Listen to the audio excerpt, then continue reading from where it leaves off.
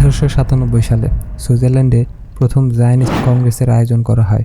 এই কংগ্রেসে জায়নিস্ট আন্দোলনের মূল লক্ষ্য নির্ধারণ করা হয় ফিলিস্তিনে একটি ইহুদি রাষ্ট্র প্রতিষ্ঠা করা।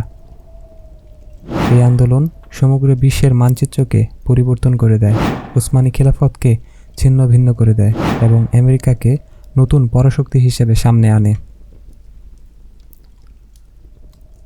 19 শতকে ইউরোপের বিভিন্ন শক্তি আফ্রিকা ও এশিয়ার দেশগুলোতে উপনিবেশ স্থাপন করেছিল। একদিকে তারা উপনিবেশগুলোর সম্পদ লুট করছিল, অন্যদিকে নিজেদের প্রভাব বাড়ানোর জন্য একে অপরের বিরুদ্ধে সামরিক শক্তি প্রদর্শন করছিল। ব্রিটেন এবং ফ্রান্সের মতো রাজ্যগুলো নিজেদের সামরিক শক্তি বৃদ্ধি করে, আধুনিক অস্ত্র, উন্নত প্রযুক্তি এবং দক্ষ সেনাবাহিনী গঠন করে। জাতীয়তাবাদী এমন মনোভাব সাম্রাজ্যগুলোর সম্প্রসারণের প্রতিযোগিতাকে আরও তীব্র করে, ফলে সাম্রাজ্যগুলো নিজেদের সুবিধামতো একে অপরের সাথে বিভিন্ন গোপন চুক্তিতে আবদ্ধ হয়। বিশেষ করে মোগল সাম্রাজ্যের লুটের সম্পদ এবং শিল্প বিপ্লবের ফলে ব্রিটেনের অর্থনীতি ব্যাপক ফুলে ফেঁপে ওঠে। বিশাল অর্থনীতি ও সামরিক শক্তি ব্রিটেনকে বিশ্বের পরাশক্তিতে পরিণত করে। শুরু হয় ব্রিটেনের চূড়ান্ত সাম্রাজ্যবাদী আগ্রাসন। বিগত 600 বছর ধরে এশিয়া, আফ্রিকা, ইউরোপের অংশবিশেষ শাসন করা ওসমানী খেলাফত ছিল ব্রিটেনের অত্যন্ত শক্তিশালী প্রতিদ্বন্দ্বী। মুসলিমদের জন্য ওসমানী খেলাফত ছিল ঐক্যের প্রতীক। বিশাল অঞ্চল জুড়ে থাকা ওসমানী খেলাফতকে ব্রিটেনের অধীনে নেওয়া মোটেও সহজ কাজ ছিল না। তাই ফ্রান্স ও ব্রিটেন খেলাফতের বিভিন্ন অঞ্চলে জাতীয়তাবাদের বীজ বপন করতে শুরু করে। ফলস্বরূপ আরব, ইরাক, সিরিয়া, মিশর, বলাকান সহ বিভিন্ন অঞ্চল স্বাধীনতার দাবি করে। এতে উসমানী খিলাফত ভেতর থেকে অনেকটাই দুর্বল হয়ে পড়েছিল। অস্ট্রো হাঙ্গেরি সাম্রাজ্যের অধীনে অনেক সার্ব জাতিগোষ্ঠী বসবাস করত। সার্বরা অস্ট্রিয়া হাঙ্গেরির সাম্রাজ্যবাদী নীতির বিরোধিতা করে এবং জাতীয়তাবাদের ভিত্তিতে স্বাধীনতার দাবি করে। পাশের রাজ্য সার্বিয়া এসব স্বাধীনতাকামীদের পৃষ্ঠপোষকতা করতে থাকে। 1914 সালের 28 জুন সারাইভো শহরে অস্ট্রিয়া হাঙ্গেরির যুবরাজ ও তার স্ত্রীকে হত্যা করা হয়। এই হত্যাকাণ্ডটি করে গ্যাব্রিয়েলো প্রিন্সিপ নামে এক সার্ব জাতীয়তাবাদী। অস্ট্রিয়া হাঙ্গেরি এই হত্যাকাণ্ডের জন্য সার্বিয়াকে দায়ী করে এবং সার্বিয়াকে দমন করতে 1914 সালের 28 জুলাই সার্বিয়ার বিরুদ্ধে যুদ্ধ ঘোষণা করে। আর এইভাবেই শুরু হয় প্রথম বিশ্বযুদ্ধ।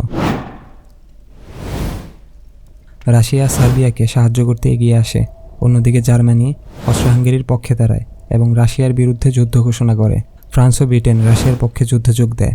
1914 সালের 29 অক্টোবর ওসমানী খেলাফত জার্মানির পক্ষে যুদ্ধে যোগ দেয়।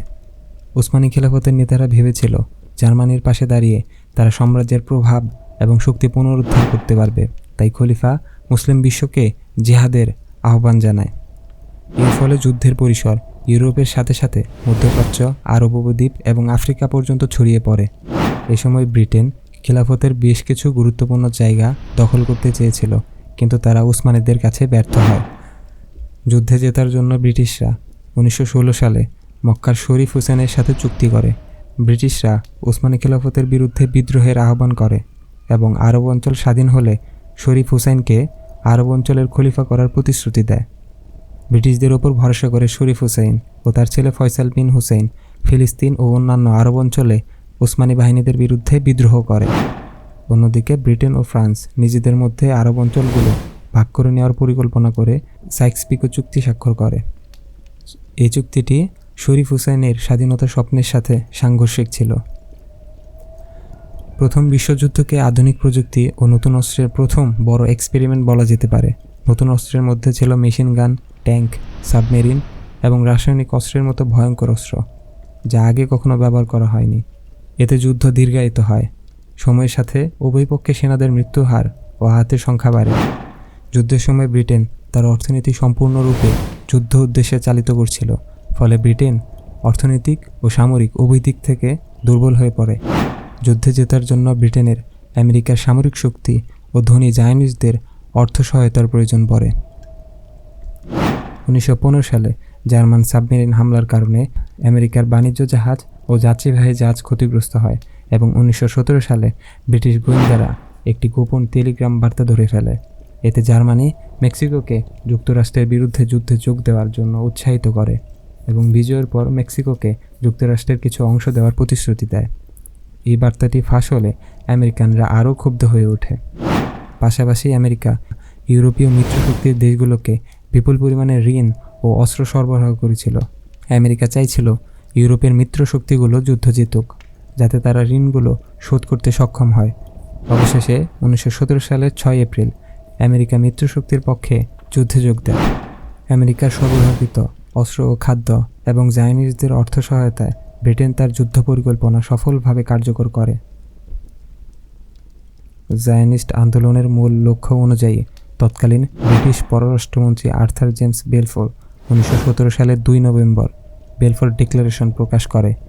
এই ঘোষণায় ব্রিটেন ফিলিস্তিনে একটি ইহুদি রাষ্ট্র প্রতিষ্ঠার প্রতিশ্রুতি দেয়, যা 1897 সালে জায়নিস্ট আন্দোলনের জন্য বড় সাফল্য ছিল। অবশেষে 1917 সালের 9 ডিসেম্বর ব্রিটিশ সেনাবাহিনী ফিলিস্তিন দখল করে। বেলফোর ঘোষণাটি আরবদের মধ্যে ক্ষোভ ও হতাশা তৈরি করে, কারণ শরীফ হোসেনের সাথে ব্রিটিশদের প্রতিশ্রুতি ছিল আরবদের স্বাধীনতা প্রদান। আরবদের দেওয়ার প্রতিশ্রুতি ভঙ্গ করে 1918 সালে বিশ্বযুদ্ধ জয়ের পর ব্রিটেন ফিলিস্তিন নিয়ন্ত্রণ করা শুরু করে এবং বেলফোর ঘোষণা অনুযায়ী ফিলিস্তিনের ভূমিতে ইহুদি রাষ্ট্র প্রতিষ্ঠার আয়োজন আনুষ্ঠানিকভাবে শুরু করে।